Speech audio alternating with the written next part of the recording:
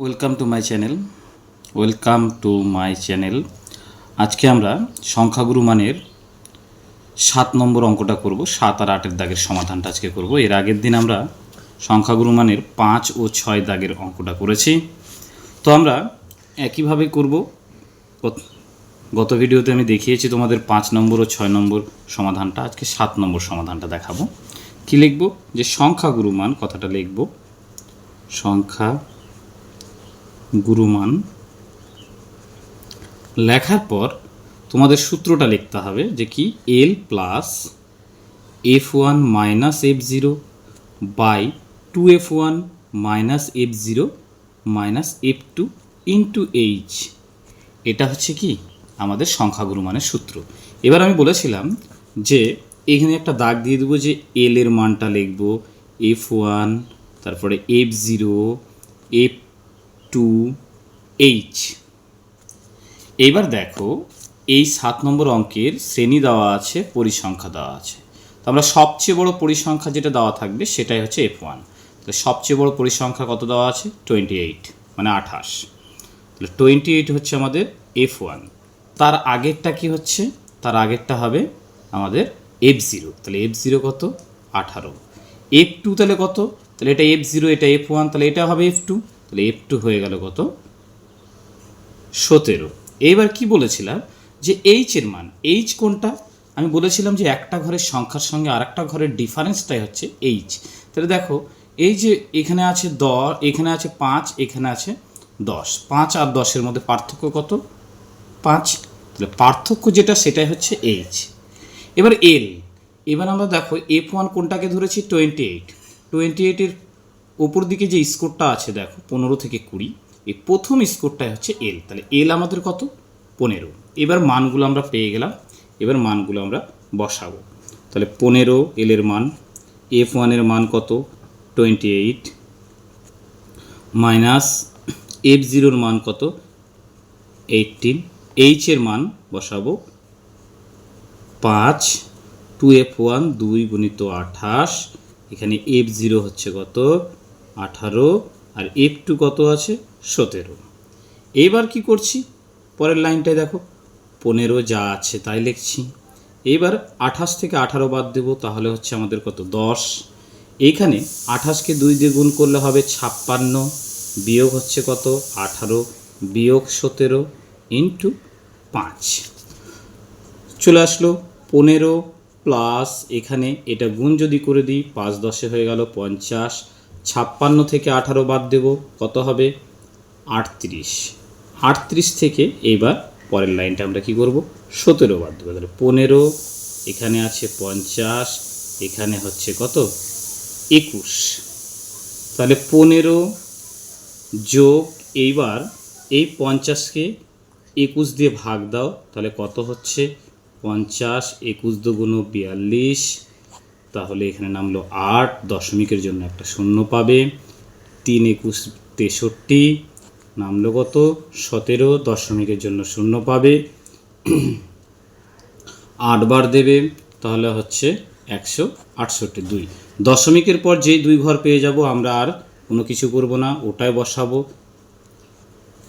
এইবার এই দুটোকে যোগ করব, তাহলে 15 দশমিক দিয়ে দুটো শূন্য নেব, 2 3 8 যোগ করব, 8 নেমে গেল, 3 এখানে, 5 আর 2 7 1, তাহলে কত হচ্ছে আমাদের? 17.38। তাহলে আমরা ব্র্যাকেটে লিখে দেব প্রায়। কেন? যেহেতু এটার ভাগটা আমাদের কি মিলেনি। এই গেল আমাদের কি 7 নম্বর অঙ্কের সমাধানটা। এবার 8 নম্বর অঙ্কটা দেখো কি বলছে। বলছে নিচের পরিসংখ্যা বিভাজনের সংখ্যাগুরু মান নির্ণয় করি। ওই একই সংখ্যাগুরু মান আমরা আবার আগের মতনই করব, দাগ দিয়ে নেব, দিয়ে এখানে লিখব সংখ্যাগুরু মান, কথাটা লিখব সংখ্যা গুরু মান। লিখে আমরা সূত্রটাকে লিখব যে কি সূত্রটা? এল প্লাস f1 মাইনাস f0, নিচে 2f1 minus f0 minus f2 into H. আর এই জায়গাতে আমরা কি লিখব? আগের মতনই এল, f1, f0, f2, এইচ লেখার পর এইবার আমরা দেখব যে এখানে কি দেওয়া আছে, শ্রেণী, এখানে দেওয়া আছে পরিসংখ্যা। তাহলে আমরা প্রথমে ফোকাস করব কিসে, বলেছি পরিসংখ্যাতে। সবচেয়ে বড় পরিসংখ্যা কত, দেখো 32।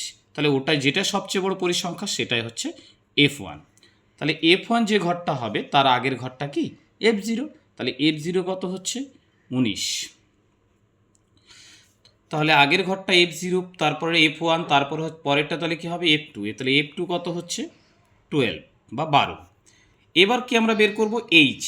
দেখো এই ঘরের সঙ্গে ওই ঘরের পার্থক্য কত করে। পার্থক্য দেখো 45 থেকে 55, 55 থেকে 65, এই যে পার্থক্য, এদের মধ্যে ডিফারেন্সটা, পার্থক্যটা কত, পার্থক্যটা হচ্ছে 10 হলো।